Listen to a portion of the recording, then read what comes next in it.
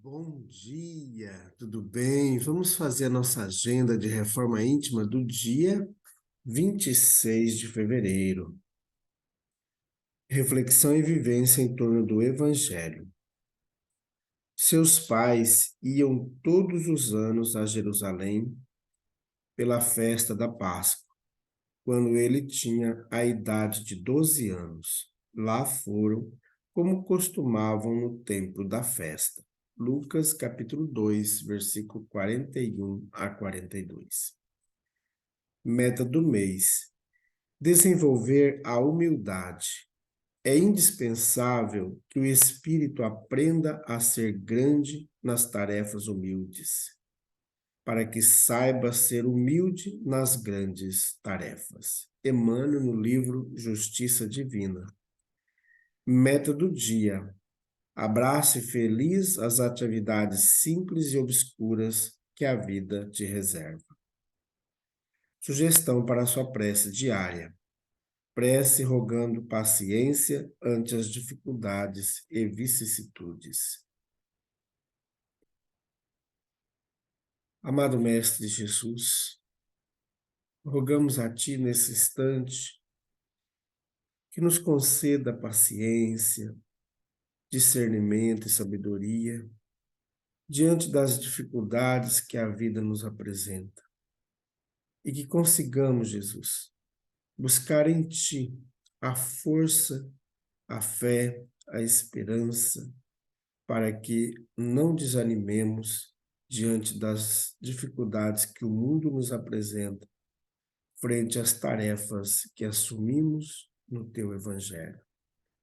Amado Mestre Jesus, fica conosco. Graças a Deus. Que Deus seja louvado. Meus amigos, hoje domingo é o dia das atividades de caridade em nossa casa espírita, além do sábado. Então, agora de manhã, nós temos a campanha de Fraternidade Alta de Souza.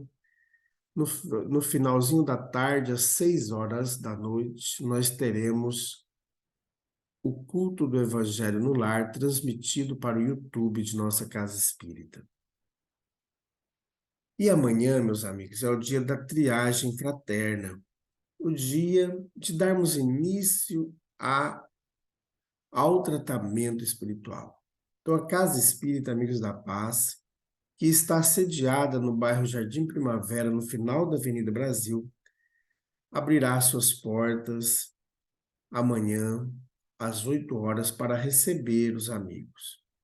É importante sempre nos preocuparmos com a prática do bem, a prática da caridade. Então, você é o nosso convidado. Você anda triste, anda deprimido, pensamentos suicidas, está envolto nas drogas, está com dificuldades no seu relacionamento familiar, ou no seu ambiente de trabalho, você já pensou em fazer um tratamento espiritual? Então venha participar conosco todos os dias em nossa casa espírita. E na segunda-feira é o dia da triagem fraterna a partir das 8 horas da noite. Para mais esclarecimentos, entre em contato conosco pelo WhatsApp 66 98466 7110. Meus amigos, hoje está completando um ano que nós estamos estudando o livro O Evangelho por Emmanuel, Comentários ao Evangelho segundo Mateus. Então vamos para mais uma mensagem dessas pérolas maravilhosas que o Emmanuel traz para nós. Portanto, vigiai, porque não sabeis em qual dia vem o vosso Senhor. Mateus capítulo 24, versículo 42. Vigilância. Ninguém alegue o título de aprendiz de Jesus para furtar-se ao serviço ativo na luta do bem contra o mal, da luz contra a sombra. A determinação de vigilância partiu dos próprios lábios do Mestre.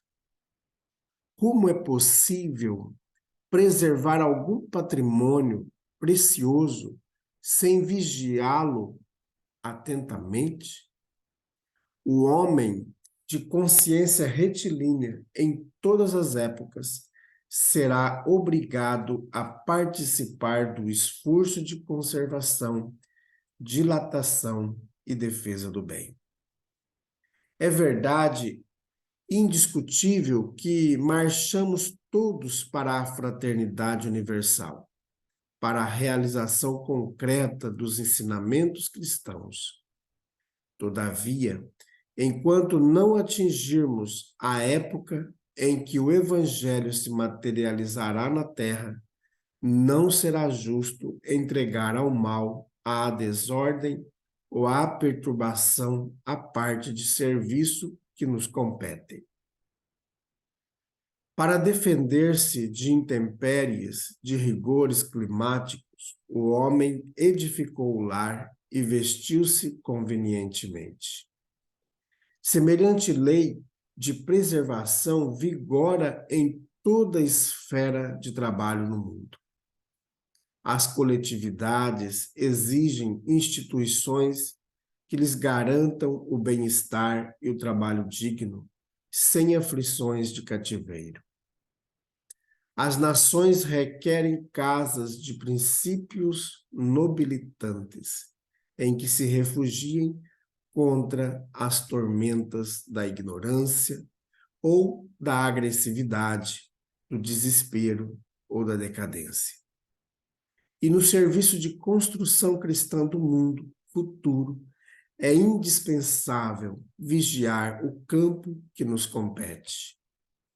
O apostolado é de Jesus. A obra pertence-lhe. Ele virá no momento oportuno a todos os departamentos de serviço, orientando as particularidades do ministério de purificação e sublimação da vida. Contudo, ninguém se esqueça de que o Senhor não prescinde da colaboração de sentinelas. Comunicação de Emmanuel, publicada no livro Vinha de Luz, da editora FEB, capítulo 132. Meus amigos, esta mensagem de Emmanuel, ela provoca em nós atitudes, porque quando a gente vai aprofundar nos ensinamentos do Cristo e quando se trata de estarmos vigilantes, porque o Emmanuel nos diz aqui, citando Mateus, vigiai porque não sabeis em qual dia vem o vosso Senhor. Então é muito importante que trabalhemos no nosso coração essa constância do aprimoramento, da vigilância, do estudo, para que a gente não fique só no título de aprendiz, mas que a gente consiga vencer o bem, vencer o mal sendo bom, brilhando nos ambientes de sombra. Como nós vimos ontem, que nós falávamos sobre os cadáveres. Então, se nós não formos vigilantes, iremos atrair para junto de nós todas essas influenciações danosas, destrutivas, que vão nos levar a um desequilíbrio muito grande. Por isso, quando até o Emmanuel coloca aqui, que a gente coloca vigia, guarda das coisas importantes materiais, mas a gente esquece de colocar-se vigilante diante dessas dificuldades que o mundo nos apresenta, diante das influências do mal, da tristeza, da angústia, onde nós queremos colocar nossa vontade, fazer com que predomine o nosso desejo e não o desejo do Evangelho do Cristo. Então, quando Jesus nos chama, como diz o Emmanuel aqui, a determinação da vigilância partiu dos próprios lábios do Cristo. Então é por isso que é preciso nós tomarmos consciência e nos sensibilizarmos que temos que estar vigilantes. Porque basta um detalhezinho, uma vírgula, para que a gente perca toda o controle e entremos num processo de irritação, num processo de agressividade. E se nós formos analisar a nós mesmos, em vários momentos nós somos testados a sair do prumo, né? Até aconteceu isso comigo recentemente, de uma certa situação num veículo lá numa cidade. O pessoal estava em discussões acaloradas e eu acabei me estressando diante da situação, né? Então, a gente percebe que há momentos que, se a gente não cuidar, a gente sai do prumo e não tem mais a tolerância, não tem mais o controle e o equilíbrio sobre nós mesmos. Então, é importante que a gente marcha na senda da fraternidade. Porque quando a gente trabalha em grupo, nós não estamos para defender só os nossos pontos de vista e individualmente. É claro que nos grupos a gente coloca o nosso ponto de vista. Porém, quando ele não é acolhido, e é acolhido do outro, que a maioria constatou ser importante, aí a gente tem que acatar o que a maioria conseguiu acreditar que é importante. Mas a gente se rebela, a gente não aceita. Nós temos muita dificuldade em aceitar a opinião alheia e achar que eu tenho que impor a minha. Ah, se a maioria não aceitou a minha, então eu não faço, né? Então a gente tem muito isso dentro da gente. A gente é um pequeno ditador. A gente quer impor as nossas ideias, nossos padrões, achando que é o que tem que ser feito. Então a gente vê que muitas decisões elas devem ser tomadas coletivamente, porque elas envolvem grupos. Então são estudadas, elas são refletidas, analisadas. E é isso que é claro que se o grupo toma uma decisão equivocada, o grupo vai sofrer as consequências do ato tomado por ser invigilante. Porque muitas vezes o grupo também, seja na casa espírita, eu estou falando no genérico, mas pode ser na casa espírita, pode ser no grupo escolar, dentro de outra igreja, pode ser no ambiente de trabalho. Então, quando a gente toma decisões, mesmo erradas, mas coletivamente, o coletivo também arcará com as consequências danosas daquele trabalho. E é preciso, ao perceber que errou, que não pode ser mais, sentar e avaliar.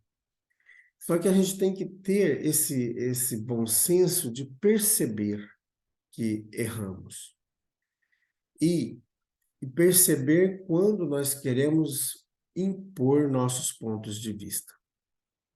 Porque às vezes a gente quer sempre ganhar, a gente nunca quer perder.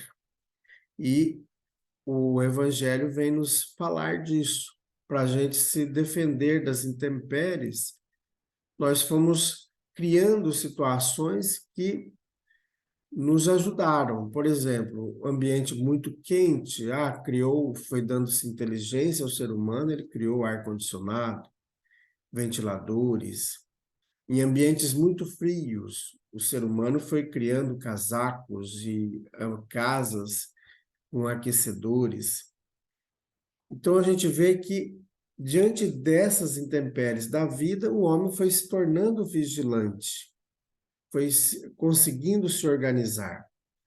E nós temos que, no ambiente em que a gente convive com as pessoas, também ser vigilante. E naquilo que é bom, todos participar nas decisões.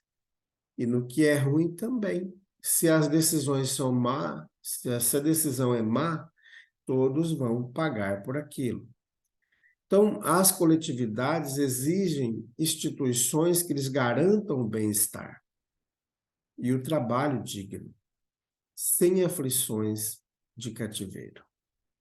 Então, que as nossas casas, como o Emmanuel até coloca entre aspas, elas têm que ter condições de ser ali um lugar de refúgio contra as tormentas da ignorância, da agressividade, do desespero, da decadência.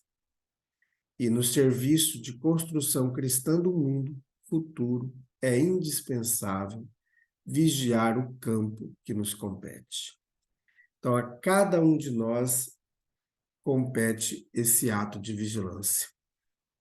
Então, o apostolado é de Jesus. A obra pertence a Jesus e não a mim, não ao indivíduo ali.